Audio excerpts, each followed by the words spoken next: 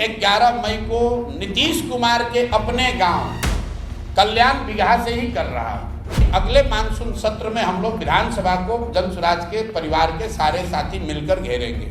हम लोगों ने तय किया है कि बिहार के 1 करोड़ परिवार के पास जाएंगे, उनसे ये पूछेंगे कि भाई तुमको 2 लाख रुपए की सहायता मिली कि नहीं मिली। नीतीश कुमार और तेजस्वी यादव की सरकार ने कहा कि हर परिवार को जो गरीब है जातीय जनगणना में जिसको चिन्हित किया गया है गरीब परिवार के तौर पर, उसको 2 लाख की राशि सहायता के तौर पर दी जाएगी। किसी को 1 रुपया नहीं मिला। नमस्कार, आर्यन खबर पे आपका स्वागत है। मैं हूं दीपक प्रियदर्शी। जन स्वराज के प्रशांत किशोर सीधे सीधे नीतीश कुमार को ललकारने जा रहे हैं। प्रशांत किशोर सीधे सीधे नीतीश कुमार को ललकारेंगे, वो भी कहां? नीतीश कुमार के गांव कल्याण बिगहा जाकर। आखिर ऐसा क्या हुआ कि प्रशांत किशोर नीतीश कुमार को सीधे सीधे ललकारने के लिए जा रहे हैं उनके ही गांव में, और यह भी कह रहे हैं कि आज तक किसी ने ऐसा नहीं किया, लेकिन वो जा रहे हैं और पूरे गांव में जाएंगे। आखिर ऐसा क्या हुआ? देखिए, प्रशांत किशोर इस समय पूरे बिहार के दौरे पे हैं, अलग अलग जिलों में जा रहे हैं, वहां पे जनसभाएं कर रहे हैं।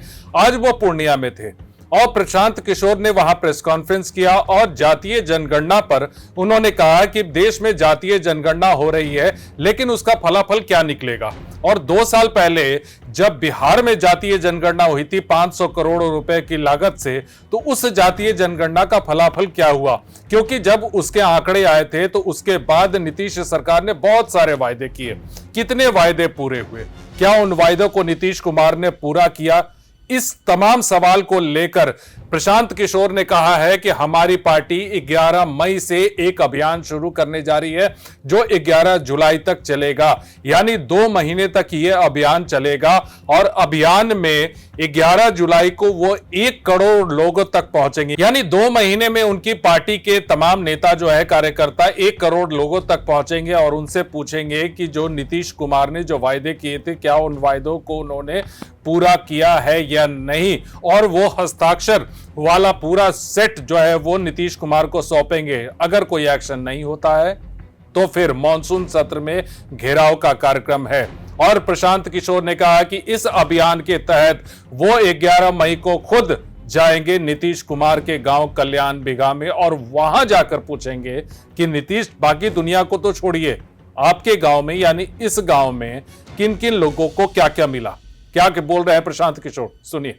2 जो कार्यक्रम है जिसके बारे में आपको मैं बता दूं, जन स्वराज 11 मई से एक राज्यव्यापी जनसंपर्क जन अभियान शुरू कर रहा है जो इस राज्य के सामाजिक राजनीतिक जीवन से जुड़े हुए 3 महत्वपूर्ण विषयों को लेकर है।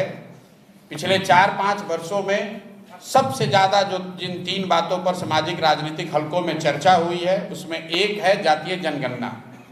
ऐसा बताया गया कि जातीय जनगणना होने से ही समाज बिल्कुल विकसित हो जाएगा, सबकी असुविधा खत्म हो जाएगी, सबका कल्याण हो जाएगा।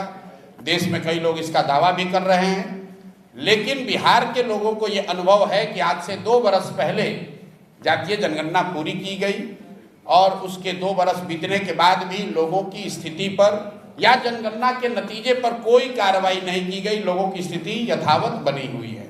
जनगणना में बहुत सारी बातें निकल कर आईं। जिन लोगों ने जनगणना कराया, बिहार के गरीब जनता का 500 करोड़ रुपया उस पर खर्च कराया, उन्होंने राजनीतिक रोटी सेकी, समाज में जातियों के प्रति, एक दूसरे के प्रति उसको लड़ाने की कोशिश की। लेकिन जब जनगणना का रिपोर्ट आ गया तो उसको पढ़कर उस पर कोई टिप्पणी, कोई चर्चा, कोई प्रयास नहीं किया। उसका एक उदाहरण ये है कि आप सभी साथियों के बीच रखना चाह रहा हूँ। पिछले 30-35 साल से सामाजिक न्याय और समाजवाद की दुहाई देने वाले नेता लालू और नीतीश, भाजपा की सरकार जो पिछले 30 साल से यहाँ राज कर रहे हैं, ये लोग सामाजिक न्याय की बात करते हैं। जनगणना में जातीय जनगणना में ये निकल कर आया कि आज भी बिहार में 5% से कम दलित, अति पिछड़े और मुस्लिम समाज के बच्चे 12वीं क्लास पास करते हैं। तो अब 30-35 साल में सो कॉल्ड दलित, अति पिछड़ा, महादलित, मुसलमानों की राजनीति करने के बावजूद ये स्थिति यह है कि 5% से कम उन समाज के बच्चे 12वीं पास करते हैं। और उससे भी ज़्यादा शर्मनाक बात यह है कि जब ये जानकारी आ गई तो पिछले 2 वर्ष में इसको सुधारने के लिए कोई वक्तव्य, कोई योजना, कोई प्रयास नहीं किया गया।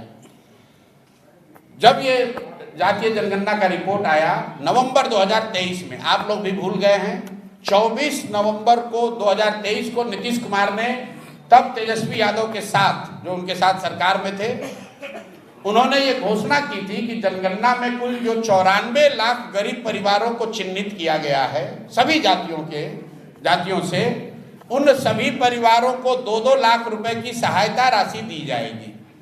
हम लोग की जानकारी के मुताबिक आज तक 2 साल बीत गए, 2 बजट आ गए, अभी तक किसी को भी 1 रुपये का सहायता नहीं दिया गया है। ये एक बड़ा विषय है, इसलिए हम लोग इसको लेकर बिहार के घर घर जाना चाहते हैं कि जैसे मोदी जी ने एक जुमला फेंका था कि हर परिवार को 15 लाख रुपए मिल जाएंगे, उसी तरह नीतीश कुमार और तेजस्वी यादव की सरकार ने कहा कि हर परिवार को जो गरीब है जातीय जनगणना में, जिसको चिन्हित किया गया है गरीब परिवार के तौर पर, उसको 2 लाख की राशि सहायता के तौर पर दी जाएगी। किसी को 1 रुपया नहीं मिला। दूसरा विषय है दलित, महादलित, अति पिछड़े जो यहाँ पर भूमिहीन है, जिनको घर नहीं है, भूमिहीन है, उसके लिए 2008 में नीतीश कुमार ने एक योजना शुरू की। कहा गया कि हर वो दलित, महादलित, अति पिछड़ा समाज का व्यक्ति जो भूमिहीन है और जिसके पास घर नहीं है, उसको 3 डिसमिल जमीन सरकार की ओर से दिया जाएगा।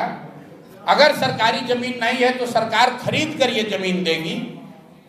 और आज 18 साल उस योजना के चलने के बाद कुल 2,34,000, ये सरकारी आंकड़ा है बिहार सरकार का, 2,34,000 परिवारों को ही ये जमीन दी गई। भारत सरकार के प्लानिंग कमीशन ने, जिसको अब नीति आयोग कहते हैं, उसने अपनी रिपोर्ट में लिखा है कि 2,34,000 में से 1,20,000 लोगों को ये जमीन सिर्फ कागज पर दी गई है। अंदाजा लगाइए, इस कार्यक्रम को जब शुरू किया गया था तो बिहार में 50 लाख दलित, महादलित, अति पिछड़ा समाज के लोगों को जमीन मिलनी थी। पेपर पर सिर्फ 2.25 लाख लोगों को मिला और अभी तक सच्चाई में 1,20,000 लोगों को ही ये मिला है। तो ये एक बहुत बड़ा मुद्दा है। और तीसरा एक जो मुद्दा पिछले 4-5 साल से बिहार की समाज को राजनीतिक हलकों में चल रहा है, वो है भूमि सर्वे का। 4-5 साल पहले एक भूमि सर्वे शुरू किया गया। कहा गया लैंड, भूमि सुधार के लिए लैंड डिजिटाइजेशन किया जाएगा, जमीन का मालिकाना हक तय किया जाएगा। पिछले 4-5 सालों में जमीन और राजस्व विभाग के द्वारा जितनी धन की उगाही की गई है समाज से, वो बिहार के इतिहास में कभी नहीं हुआ। चाहे वंशावली बनाने का बात हो, रसीद कटाने का मामला हो, दाखिल खारिज का इशू हो या जमाबंदी का मामला हो, इसमें 10,000 से लेकर लाखों रुपए तक परिवारों से लिया जा रहा है। और ये कहा जा रहा है कि जमीन का डिजिटाइजेशन और उसका मालिकाना हक तय कर दिया जाएगा।